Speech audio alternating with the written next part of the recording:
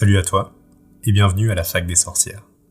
Dans ce podcast, on part à la rencontre des sorcières modernes pour découvrir leurs pratiques et répondre enfin à toutes les questions qu'on se pose sur ce mythe bien réel.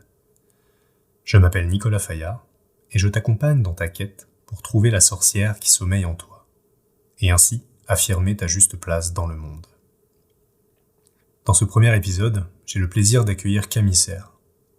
Elle est écrivaine, tarologue, officiante de cérémonies laïques, femme, mère et surtout une sorcière accomplie. Camille a été, à bien des égards, un phare éclairant sur mon chemin. Aujourd'hui, on parle ensemble de sa vision de la sorcière, de la question du dogme et aussi de la magie de l'union entre deux êtres qui s'aiment. Alors, je te souhaite une bonne écoute et je te retrouve à la fin. Salut Camille. Salut Nicolas, merci pour ton invitation. Avec plaisir, ça me fait vraiment plaisir que tu sois là, surtout sur le premier podcast. Et j'avais vraiment envie de t'accueillir pour que tu nous partages ton expérience de sorcière. Oh là là, comme c'est mystérieux. Ouais. Écoute, je vais faire de mon mieux, en sachant que justement c'est une période de ma vie de sorcière où c'est pas mal charnière avec mon arrivée à la campagne. C'est tout un travail qui se met en place et une nouvelle approche de ma propre pratique là où je me prends quand même pas mal de choses qui viennent bouger dans ma vie à ce sujet-là. Donc ça tombe fort pile pour faire un bilan et en même temps pouvoir avancer sur la suite peut-être. Super, écoute, commençons tout de suite par un petit bilan alors. Petit bilan. J'aimerais bien que tu me parles de la sorcière qui est en toi et surtout de comment t'es rentré dans le monde de la magie, de la sorcellerie comme ça. Qu'est-ce qui t'a pris? Alors, qu'est-ce qui m'a pris? Alors déjà, il y a une fascination initiale, petite, pour les univers mystérieux et merveilleux, on va dire, merveilleux au sens littéraire du terme, c'est-à-dire ces univers où la magie existe et où c'est normal. Je parle des univers des contes en particulier. Moi, j'ai appris à lire à 4 ans et j'ai commencé avec les contes et ça m'a jamais quitté. Là, je suis en plein dans le Petit Chaperon Rouge, par exemple. Et en même temps, de façon assez anecdotique et amusante, quand j'étais petite, j'avais les cheveux en pétard tout le temps et mon frère me disait toujours que j'avais des cheveux de sorcière. Donc voilà, il y a une espèce de truc qui s'est un peu installé depuis toujours, sans vraiment dire son nom, parce que moi, je viens d'une famille complètement athée et désintéressée par toutes les questions d'ordre spirituel ou énergétique. Donc j'ai quand même aussi évolué pendant l'enfance partagée entre ce goût pour le merveilleux et cette interdiction un petit peu familiale, non volontaire, mais en tout cas qui était là parce que ça n'existait pas toutes ces conneries. Donc il y a vraiment cette ambivalence, mais le monde des mythes et des contes m'a tellement infusé depuis toujours que ça s'est installé en fait malgré moi. Et évidemment à l'adolescence, parce qu'à l'adolescence il se passe toujours tout un tas de trucs. Je me suis particulièrement, j'ai commencé à m'intéresser un peu plus avant à tout ce qui est tarot, etc., que je continue de pratiquer 20 ans plus tard. C'était la période de charme des compagnies aussi, donc au niveau, même si j'ai jamais trop accroché à cet univers-là, au niveau spirituel et éthique, ça nourrissait quelque chose, malgré tout. C'était Buffy contre les vampires aussi. Donc, la pop culture a fait son travail aussi et m'a donné des espaces de liberté, m'a autorisé à rentrer là-dedans. Je suis beaucoup passée par l'écrit. J'ai commencé à écrire des livres à l'âge de 15 ans. Donc, les premiers ne sont évidemment pas sortis et ne sortiront jamais de leur tiroir. Ah, c'est dommage. On aimerait bien voir ça. Oui, il faudra peut-être les réécrire parce que voilà. Mais et déjà dans cette matière que j'écrivais, il y avait encore cette idée du merveilleux, de la fantaisie en termes de genre littéraire.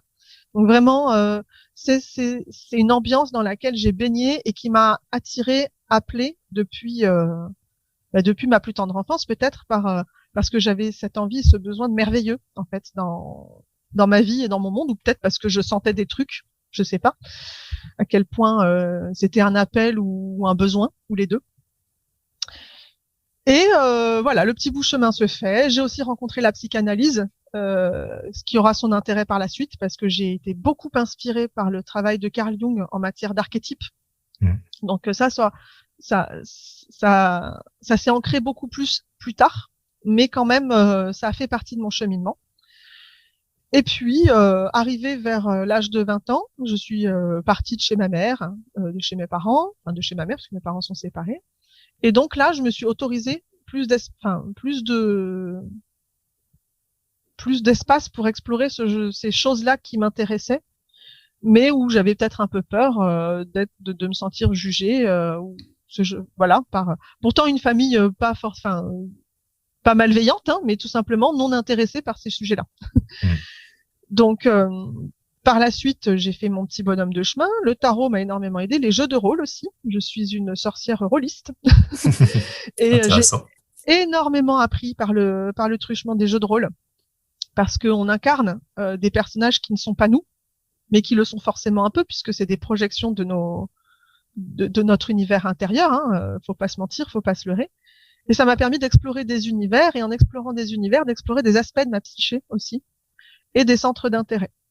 Et entre autres, j'ai joué à un jeu de rôle qui s'appelait Néphilim, et où il y avait, c'était un jeu de rôle ésotérique, donc avec du tarot de Marseille à blinde, et plein d'autres trucs super intéressants, de l'alchimie et tout. Ça m'a permis aussi une autre porte d'entrée.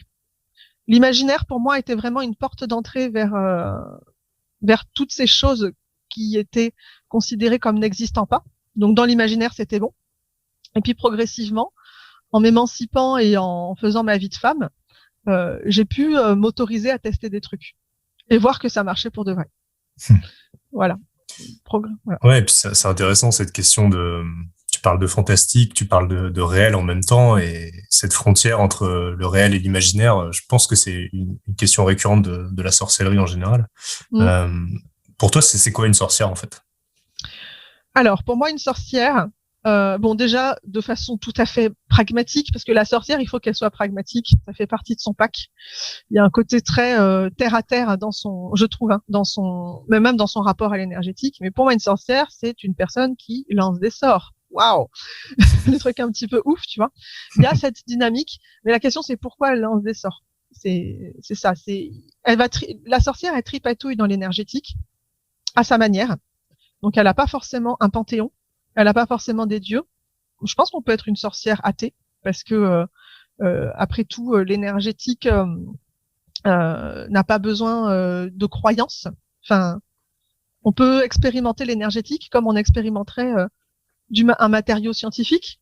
Et c'est pas Arnaud Tully qui dira le contraire, je pense, puisqu'il a écrit un bouquin sur le sujet, je crois, qui s'appelle La panergologie, ou comment adapter, comment utiliser la démarche scientifique en énergétique. Donc vraiment, pour moi, la spiritualité, la croyance spirituelle et la croyance religieuse et la démarche sorcière sont vraiment deux choses différentes. La sorcière, elle patouille dans les énergies pour en faire quelque chose. Il y a quelque chose de la technicienne, en fait, voilà. Mais après, moi personnellement, j'ai mon approche spirituelle aussi. Moi, j'ai mes croyances, etc. Mais la sorcière, pour moi, elle manipule les énergies, en fait, du monde. Alors, ça s'appelle lancer des sorts. Ça s'appelle lancer un sort dans sa casserole pour faire une soupe magique. Ça s'appelle manipuler les énergies des plantes pour pouvoir en tirer des remèdes. Ça s'appelle, voilà, il y a toute cette dynamique-là.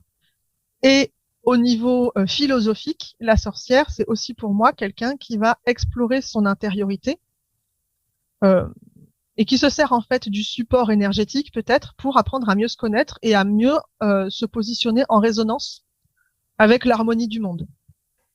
Voilà. Parce que même si on n'y met pas de croyance en une divinité, en un panthéon, etc., je pense quand même qu'il y a du coup comme une trame énergétique dans le monde à l'intérieur de laquelle la sorcière se positionne et manipule son propre petit nexus personnel qu'elle compose, qu'elle est, parce que et ça va faire bouger, et ça va forcément faire bouger tous les fils qui partent d'elle et tous les fils qui viennent vers elle.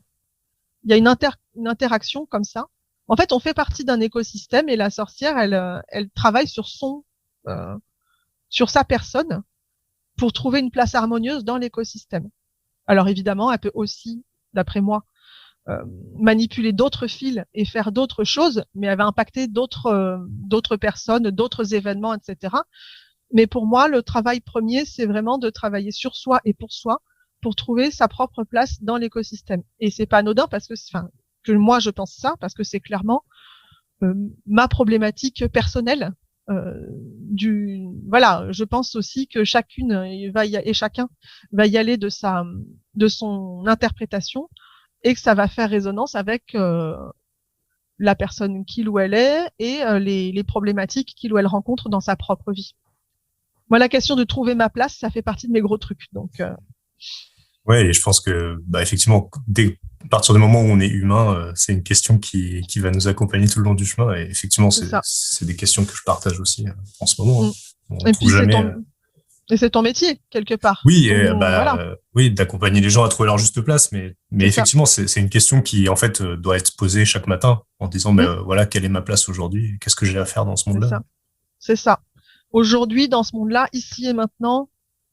Et alors, utiliser les énergies, pourquoi pas? En fait, c'est un chemin pour faire ce genre de choses, mais c'est pas un chemin obligatoire. Est-ce que la sorcière, elle est obligatoirement énergéticienne? Moi, je pense que oui, parce que même si elle ne prétend pas l'être, elle travaille avec les énergies de toute manière. Un jour, je suis allée voir un ostéopathe et je lui ai demandé, mais est-ce que vous êtes énergéticien? Il m'a dit, il m'a répondu coup-ci, coup-ça, mais en gros la réponse, il a dit de toute façon, je fais de l'énergétique parce que à partir du moment où je travaille sur le mouvement, je travaille sur l'énergie, donc je fais de l'énergétique. Et il y a un peu quelque chose de ça. Une personne qui va s'intéresser aux vertus des plantes médicinales, elle va forcément s'intéresser à l'énergétique qui est sous-tendue par la plante, même si elle ne le verbalise pas et même si elle ne le conscientise pas. Donc voilà, je pense que une sorcière, elle va nécessairement s'intéresser à l'énergétique. Après, il y a toute la question de l'empowerment. On voit beaucoup la sorcière, c'est celle qui va chercher dans son pouvoir personnel, etc. Alors là-dessus, je suis d'accord et pas d'accord, en fait. D'accord parce que de toute façon, quand on fait une recherche de soi et qu'on cherche à trouver sa juste place dans le monde, etc., forcément, on fait de l'empowerment. Et souvent, la sorcière, elle fait partie des minorités écrasées, ce genre de trucs. Donc, il y a quelque chose du féminisme, de la justice sociale, etc. Mais pour moi, la sorcière, c'est pas tout à fait ça quand même.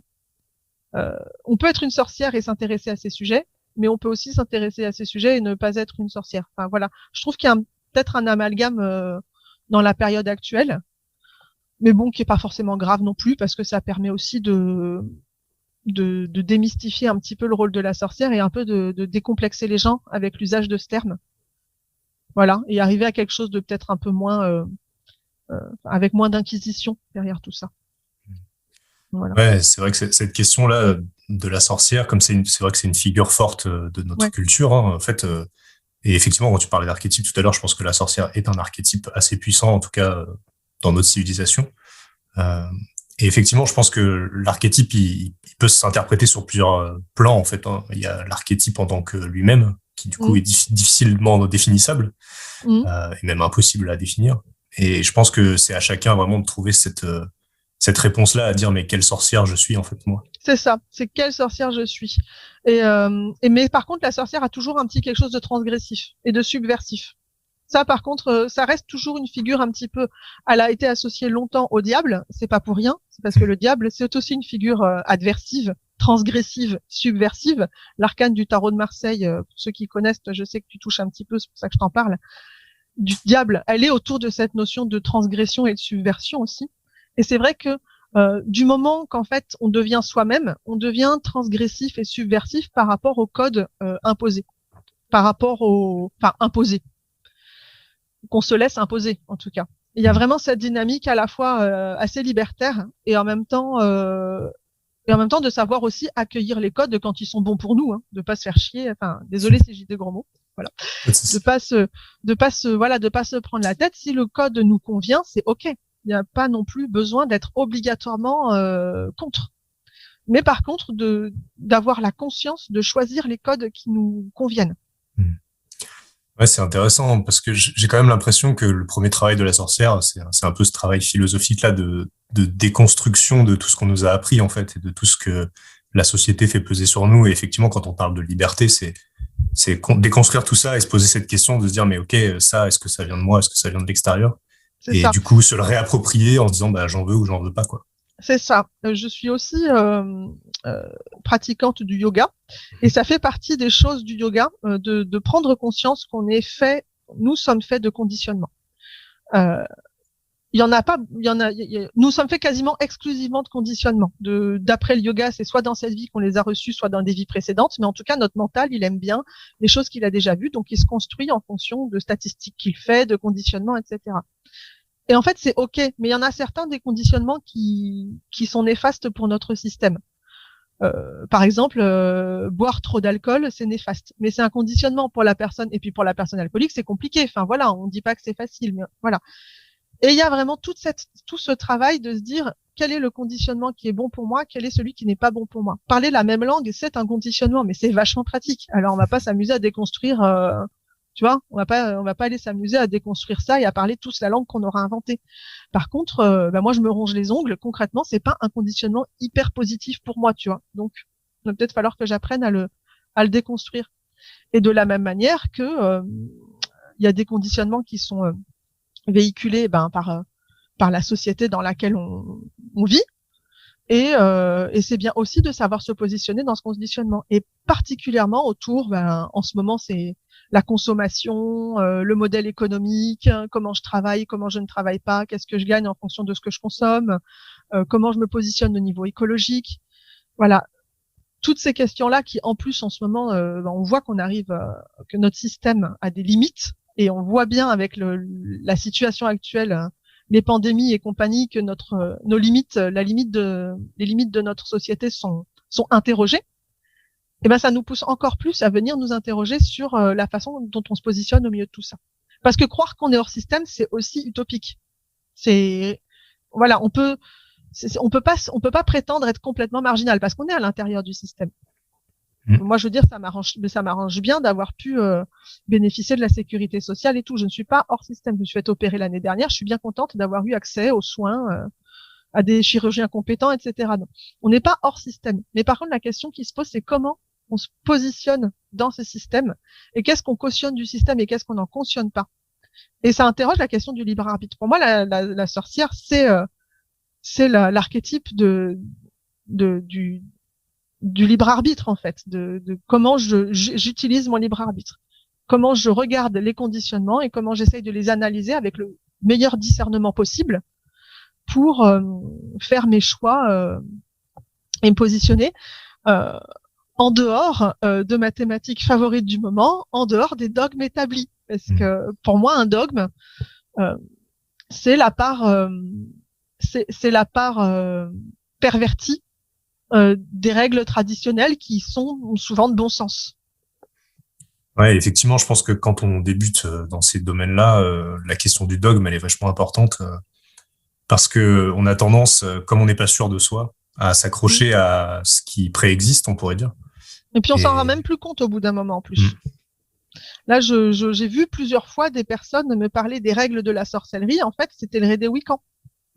La loi du triple retour, c'est pas du tout une règle de la sorcellerie. Alors, d'après moi, tu récoltes ce que tu sèmes. Donc, si tu plantes quelque chose, tu vas recueillir les fruits de ce que tu as planté. Donc, évidemment, si tu fous la merde, tu vas recevoir à un moment donné un retour de bâton, mais pas parce que c'est la loi du triple retour, mais plus par la loi de celui qui sème le vent récolte la tempête. Il y a un moment donné, quand tu poses une action, voilà, ça c'est les lois aussi, c'est ce qu'on appelle le karma dans le yoga, etc. Tu poses une action, tu reçois en fait, ta vie découle des actions que tu as posées, de fait. Donc, si je ne m'étais pas mise au tarot quand j'avais 20 ans, je ne serais pas tarologue aujourd'hui. Tout simplement. Enfin, voilà. Si j'avais choisi une autre voie, si j'aurais fait autre chose, tout simplement. Il y a une action que j'ai posée à un moment donné qui fait qu'aujourd'hui, je suis ce que je suis. Et les actions que je pose aujourd'hui impactent ma vie de demain. La façon dont j'élève mon fils aujourd'hui impacte la relation que j'aurai avec lui dans 10 ans. Tu vois, donc ça, oui. Mais par contre, est-ce que ça revient par 3? Je sais pas, tu vois. Et ça, par contre, c'est très Wiccan comme modèle. Et c'est vrai que la Wicca a permis de laisser émerger dans les années 50, donc il y a 70 ans maintenant, on va rappeler, pas mal de choses. Ça a permis d'ouvrir de nouvelles portes, par exemple. mais enfin de réouvrir des portes. Mais il y a beaucoup de choses qui sont considérées comme acquises et comme étant des règles de sorcellerie, alors qu'en fait, c'est les règles de la sorcellerie vues par la Wicca. La Oui, roue de l'année, effectivement. par exemple. Ouais, c'est des choses modernes, Et voilà. c'est du néopaganisme. Ouais. C'est du néopaganisme. Et c'est ok, hein. Enfin, moi, Ouais, ouais, je fais la roue de l'année et tout. Enfin, moi, j'aime bien, pareil. tu vois. Enfin, ça me parle, ça m'inspire. Mais ça va pas inspirer tout le monde. Et je pense qu'il y a vraiment une grosse question de, il y a beaucoup de gens qui ont peur de faire des erreurs et de pas être une sorcière s'ils font ci ou s'ils font ça. Et je pense que c'est vraiment une quête d'identité, de cheminer sur le chemin de la sorcellerie, entre autres. Parce que quelle est la sorcière que je suis? Découvrir la sorcière que je suis, c'est découvrir la personne que je suis. Et ça se libère des dogmes. Et on s'en fout après, du coup, de savoir précisément quel est mon régime alimentaire, ou si j'aime bien les animaux, ou si j'aime pas les enfants. Enfin, tu vois, tout ça, on a le droit. Voilà. En fait, on a tous les droits. On fait ce qu'on veut. On fait ce qu'on veut, et puis après, c'est une histoire entre toi et ta conscience, toi et ton éthique personnelle. Mais par contre, c'est toi faut travailler pour la construire, cette éthique.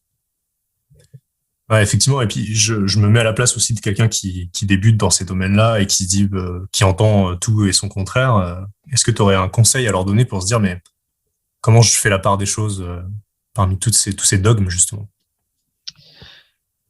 C'est difficile de donner un conseil là, parce que le seul conseil que je peux donner, c'est travailler en fait. Donc du coup, c'est un conseil qui en est un et qui en est pas un. Essayer des trucs. Faut essayer.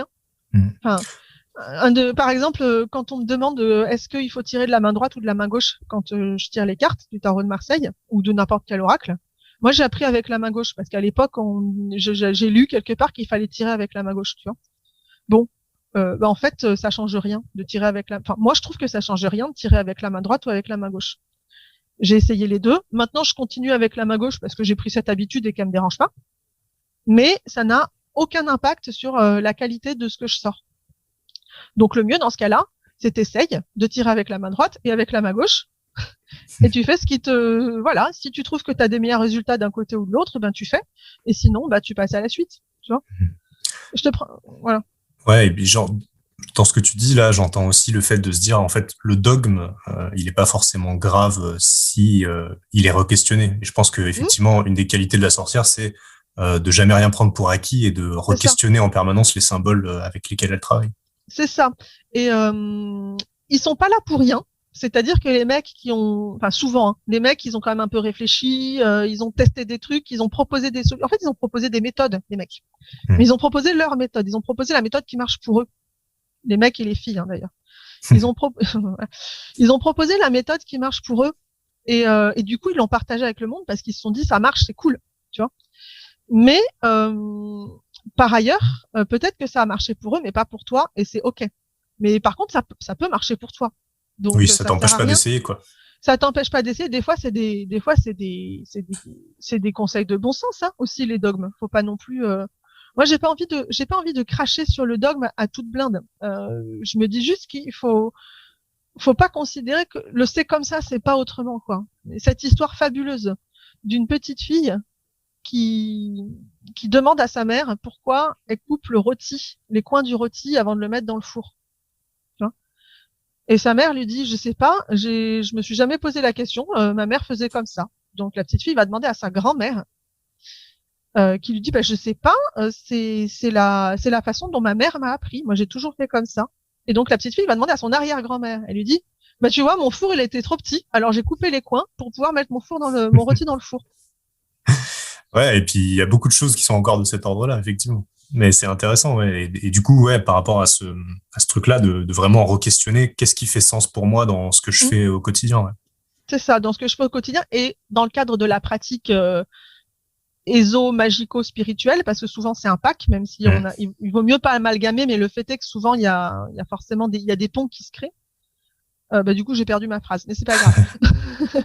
Mais re-questionner en permanence et tester les choses tester des trucs en fonction de ce qui a du sens pour moi, quoi. Enfin, c'est vraiment au quotidien et dans ma pratique. C'est-à-dire, tu utilises les runes. Dans les runes, on te dit souvent il faut se piquer le sang, se piquer le doigt pour faire une offrande de sang aux runes avant de tirer les runes. Mais si tu sais pas pourquoi ça sort, d'où ça sort, tu peux pas réexploiter le truc pour l'adapter à ta sauce, tu vois. Pour moi, c'est bon, je ne tire pas les runes. Enfin, je tire peu les runes, je découvre à peine. Pour moi, c'est extrêmement compliqué de me piquer le doigt et d'arriver à faire sortir la moindre goutte de sang. Si tu veux. Je me charcute pendant 3/4 d'heure à chaque fois, c'est hyper pénible. Pour moi, et du coup, ça a pas trop de sens. Mais quand tu te rappelles que tu dois faire cette offrande de sang, parce que Odin, il s'est pendu pendant 9 jours et 9 nuits à un arbre pour avoir la connaissance des runes avant de la transmettre au monde, et que par ce sacrifice, tu rends hommage au sacrifice d'Odin, et qu'au passage, il aime bien le sang, eh ben, tu peux peut-être faire une autre offrande, tu vois. Et peut-être qu'il y a des asatrous qui vont tomber sur le rable. Peut-être. Je suis désolée pour les puristes. Moi, je suis pas puriste du tout. Je suis ni reconstructionniste ni puriste. J'ai vraiment une approche assez universaliste et d'essayer de comprendre pourquoi les choses sont faites, pour pouvoir les adapter à ma sauce. Mais voilà, peut-être que Odin, il sera OK pour un autre sacrifice. Mais il faut voir avec lui après. Non, mais tu vois? Ouais, en fait, c'est remonter à l'essence du sens, quoi. De trouver pourquoi on fait ça à l'origine, et en fait, je peux très bien faire autrement. Et puis, s'il y a des entités en jeu, allez leur poser la question. Enfin, moi, j'hésite pas à les poser la question. Enfin, moi, je pense qu'ils préfèrent qu'on leur pose la question et qu'on fasse un peu différemment, plutôt qu'on fasse le truc dogmatique, mais que du coup, ça corresponde pas et que du coup, t'es à côté de la plaque. Enfin, je sais pas. Donc, c'est mon côté un petit peu, voilà. Un peu anarchiste peut-être de la spiritualité, je sais pas. C'est super intéressant, et en fait je pense que c'est à force de faire ces choses-là, de se dire ok, quelqu'un m'a dit qu'il fallait faire ça, quel sens ça a derrière, et quelle chose je peux mettre à la place, ou est-ce que je fais la même chose si c'est ok. Et en fait je pense que c'est à force de faire ce truc-là qu'on découvre aussi son propre système magique et qu'on se sent à l'aise dans sa propre magie, quoi. C'est ça. En sachant que on parle de sorcières dans la FAQ des sorcières, j'ai vu le groupe Facebook que tu animes avec les initiés. Voilà, il y a beaucoup des questions comme ça de fondamentales qui interviennent.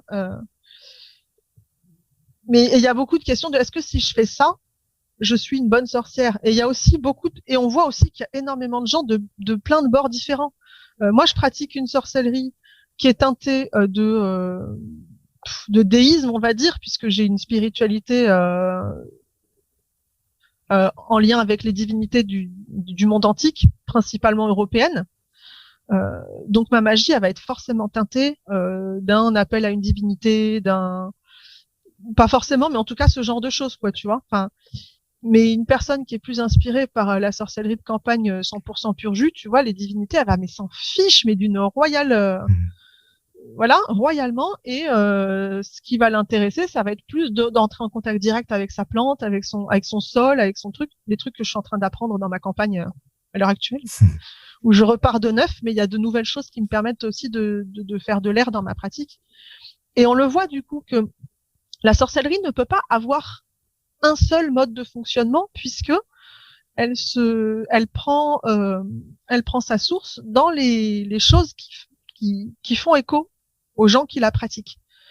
Une personne qui pratique la magie kémitique, c'est-à-dire inspirée de l'Égypte antique, elle va pas du tout avoir les mêmes pratiques qu'une personne qui s'inspire du vaudou, ou d'une personne qui est plus animiste, et donc pas mettre des noms sur des divinités, mais plus en lien avec les esprits de la nature, etc. Et qu'une personne qui va juste considérer les flux d'énergie, en fait. Une personne qui va considérer juste les flux d'énergie ne va te poser de questions à personne et ne va essayer de se mettre va pas poser la question aux esprits du lieu de savoir si ça les arrange ou pas. Elle va pas forcément y croire aux esprits du lieu. Donc du coup, ça va se faire différemment. Voilà. Et je pense que ce que tu dis là, c'est une bonne piste aussi pour commencer, c'est de se dire commencer avec ce qu'on a. C'est-à-dire que moi, depuis tout petit, je vois ma grand-mère dans le jardin. Elle était fleuriste, elle a un jardin magnifique qu'elle entretient chaque jour, et chaque jour elle a des gestes, tu vois, d'aller arracher les choses qui sont mortes, et en fait elle est magicienne sans le savoir, c'est-à-dire que pour elle a jamais entendu parler de ça l'intéresse pas, et elle est très catholique, voilà, elle a aussi ces dogmes là en elle, mais pourtant elle fait de la magie des plantes, quoi.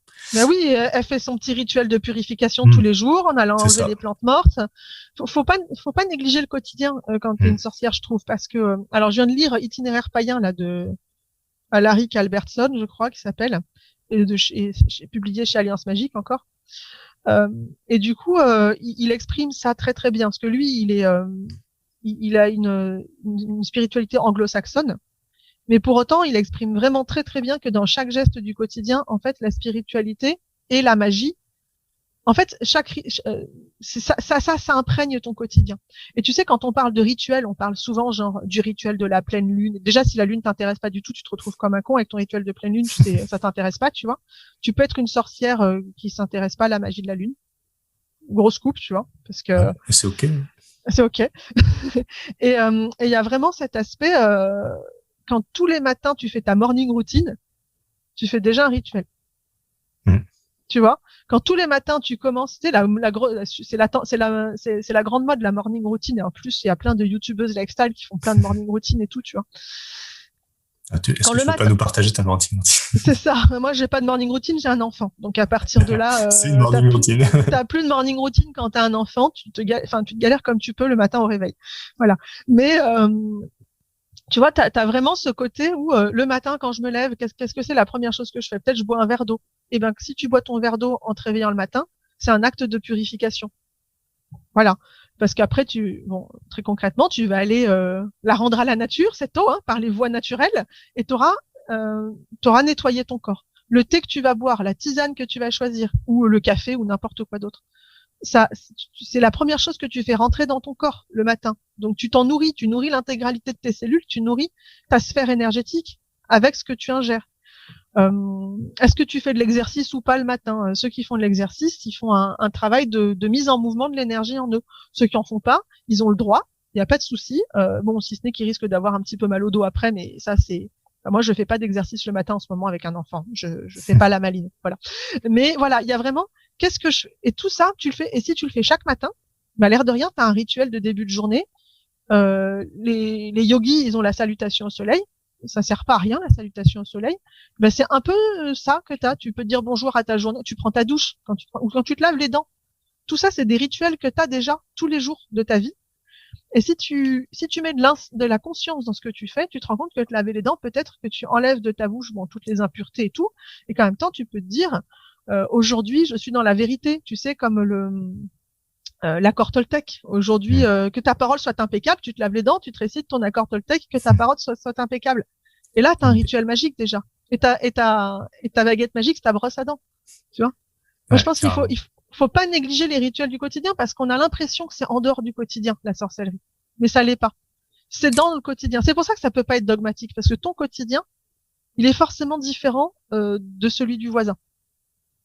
Tu peux pas avoir le même.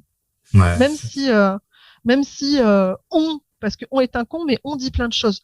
Même si on te dit que il faut avoir il faut avoir fait tel truc avant tel âge, il faut avoir tel modèle de vie professionnelle, ou il faut faire ceci, ou il faut faire cela. Tout ça, c'est du flan. Il y a personne à la fin de ta vie qui viendra te donner un bon point pour te dire que tu as bien fait toutes les choses dans le bon sens, tu vois.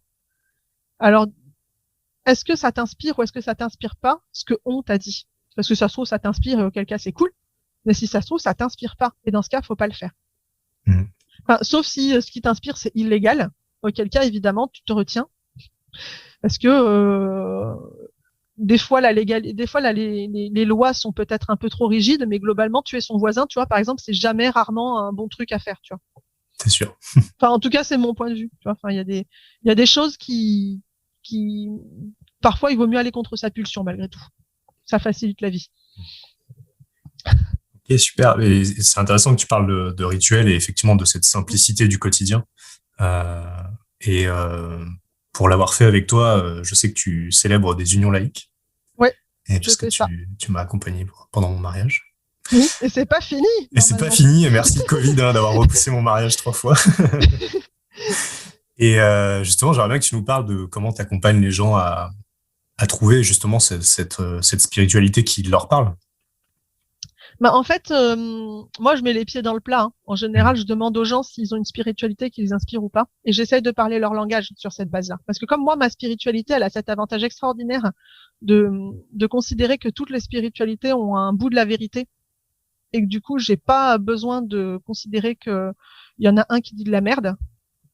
Fondamentalement, j'entends. Parce que je parle Je parle des fondements spirituels et pas de l'application humaine potentielle. Je fais bien le distinguo. Par exemple, moi, j'ai aucun problème avec le christianisme, mais j'ai un gros problème avec l'Inquisition, tu vois, par exemple. Mais en vrai, le message de paix et d'amour véhiculé par Jésus, franchement, pourquoi pas, quoi, tu vois. C'est un bel idéal. À un moment donné, voilà. Donc, en premier, je mets les pieds dans le plat parce que je demande qu'est-ce qui vous inspire. Et c'est difficile de répondre à cette question, donc je m'attends pas à ce que les gens me répondent, mais je m'attends à ce qu'ils se posent la question. Tu vois, qu'est-ce qui t'inspire?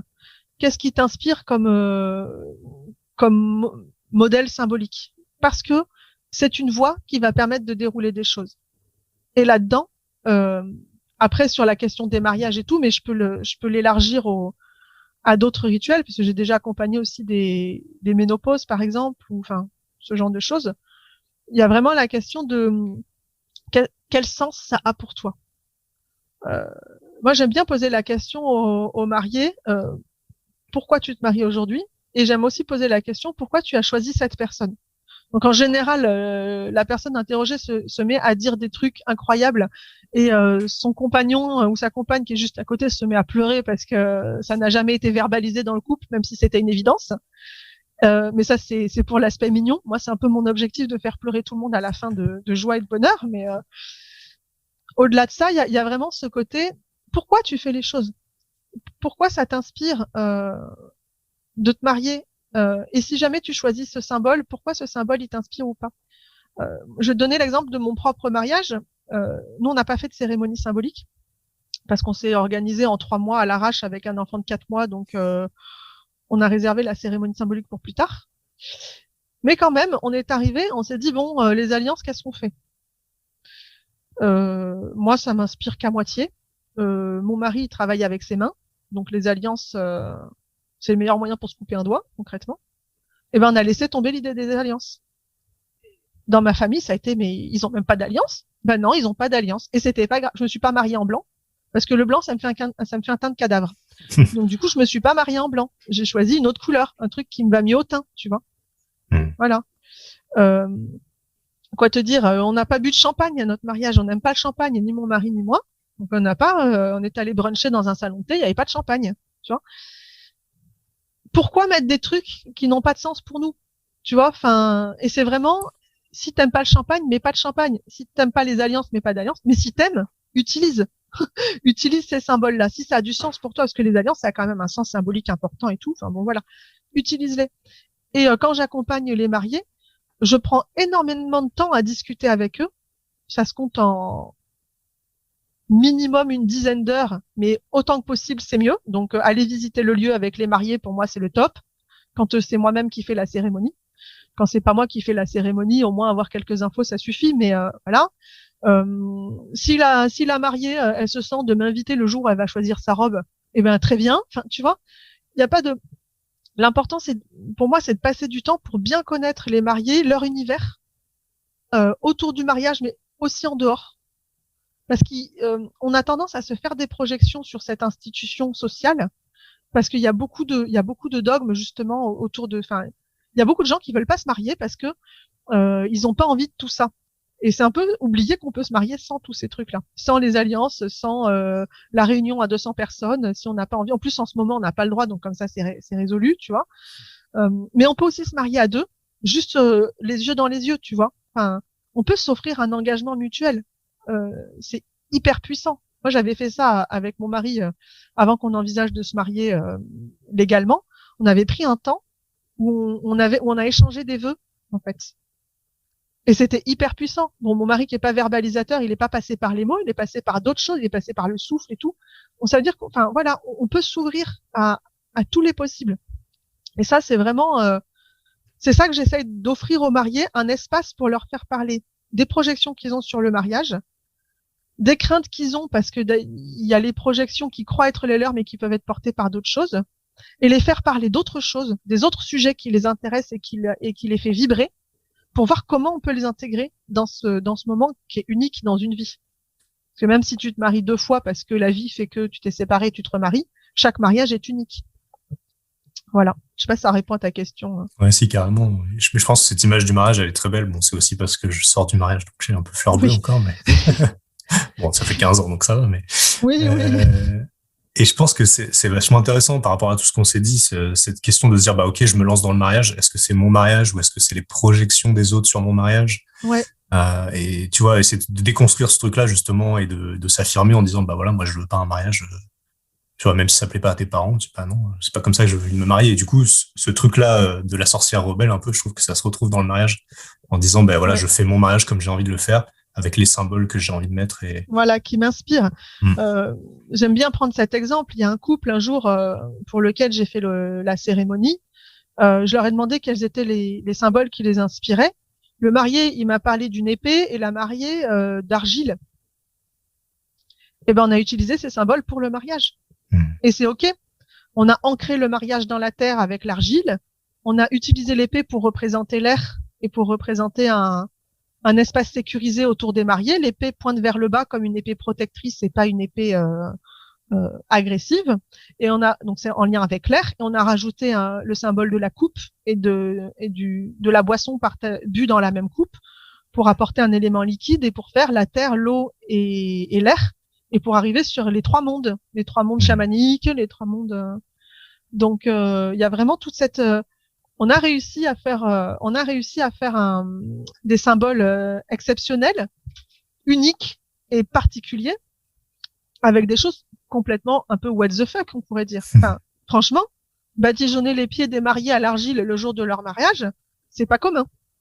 Ils étaient ravis, hein, bah ouais. au passage. Non, voilà. J'en doute pas. Donc, vraiment se dire, et donc il n'y a pas eu d'alliance, il n'y a pas eu de tout ça. Donc, vraiment se dire qu'on peut complètement se libérer de ce qui nous paraît être une tradition indéboulonnable. Mais par contre, qu'on a le droit d'aller dans cette tradition indéboulonnable si c'est ça qui nous inspire. Un autre mariage que j'ai fait, c'était une ambiance Tim Burton, donc onirique, gothique. Et ben, les mariés à fond dans cet imaginaire-là. On en a beaucoup discuté, bon voilà. Et du coup, ben moi, ça a été facile pour moi de me dire, on va utiliser les symboles des noces funèbres du film. Alors, je crois pas qu'il a été réalisé par Tim Burton, je crois qu'il a été produit par Tim Burton, celui-là, je sais plus. Mais bon, peu importe. Et dans les noces funèbres, il y a la bougie, l'eau, enfin le vin à partager et les alliances. Et alors, fun fact, les alliances au départ devaient pas faire partie de la cérémonie, mais faire partie du passage à la mairie. Mais ils ont oublié les alliances à la mairie. Résultat, on l'a fait dans le courant de la cérémonie, tu vois. Okay. On a eu ces trois symboles-là qui leur a parlé beaucoup et on a fait toute une mise en scène autour de ça qui fait que la mariée, elle m'a dit que c'était encore mieux que ce dont ils avaient rêvé. Et franchement, quand tu as ce genre de retour, tu dis que ça y est, tu as touché quelque chose. Tu as touché le fait que les gens, ils ont réussi à exprimer ce qui était eux. Et moi, en tant qu'officiante, bien sûr, j'ai juste fait le révélateur de ça. Je les ai aidés, en fait, à exprimer ça. Je les ai aidés à exprimer leur originalité. Mais ça s'arrête là. Et pour moi, la sorcière, pour revenir à cette thématique-là, c'est vraiment, c'est une originale. Et c'est une originale, pas parce qu'elle a absolument envie de pas être comme tout le monde, mais parce que elle cherche à être elle-même. Et ça, dans tous les symboles, et donc du coup, tu deviens forcément un original quand tu deviens toi-même. Tu deviens forcément un excentrique quand tu deviens toi-même. Tu peux pas faire autre chose qu'être ça. Carl Jung, il appelle ça le processus d'individuation. Tu deviens l'individu qui est profondément à l'intérieur de toi. Et je pense que la sorcière et l'alchimiste aussi, le parcours de l'alchimiste, c'est un peu le même sujet. Le parcours de la prêtresse ou du prêtre, c'est un petit peu le même sujet aussi, avec des angles un peu différents, parce que les outils sont pas tout à fait les mêmes. Mais le chaman, c'est un peu pareil, etc. Tout ça, ce sont des gens qui ont un peu un rôle d'intercesseur entre le monde de l'énergie et le monde plus matériel, plus dense, on va dire, parce que une chaise a beau être dense, c'est quand même de l'énergie et des atomes qui restent les uns soudés aux autres par la puissance de l'énergie. Et finalement, on a tendance à l'oublier, ça. Mais voilà, ce sont tous des gens qui sont des quêteurs de leur individualité profonde.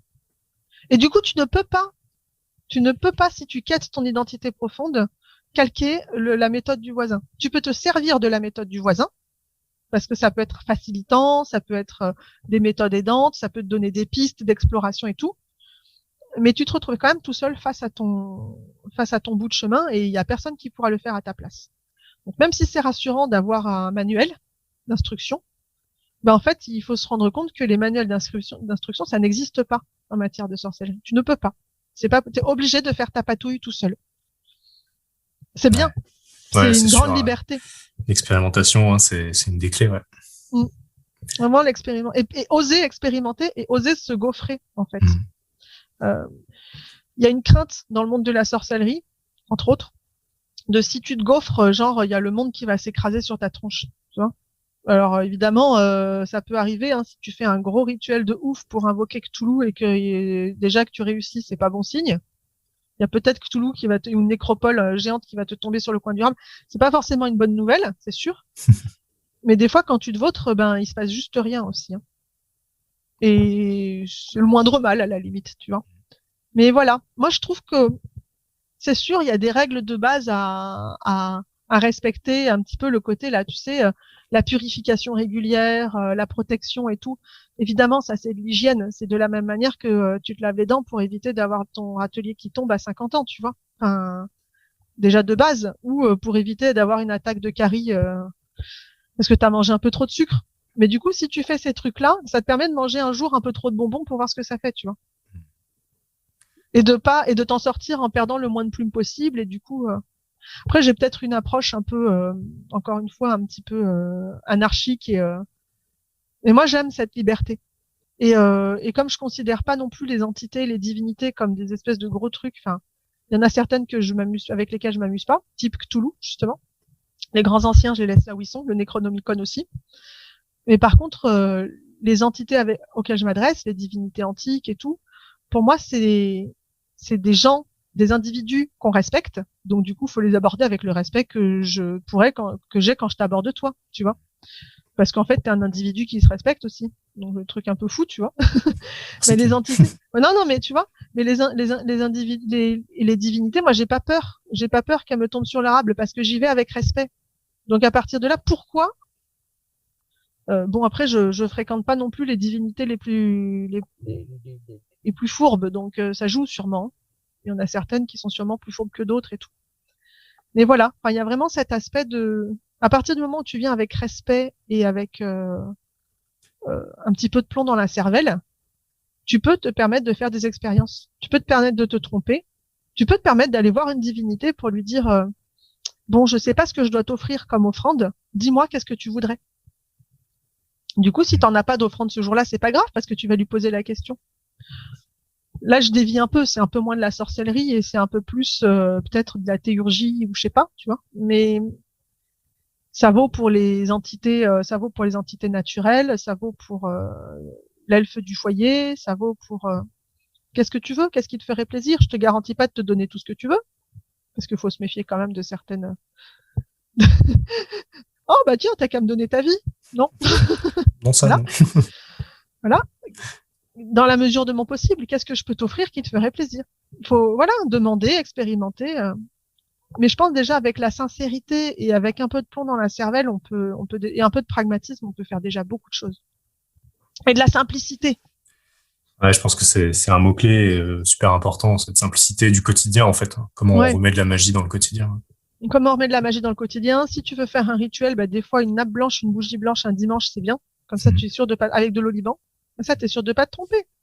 Alors, c'est sûr, ça a moins parce que toutes les correspondances et tout, ça apporte des choses, ça amplifie, si tu veux. Mais si déjà de base, t'as ça et que t'es clair dans ta pensée, bah, toi, tu la pratiques, la pensée créatrice.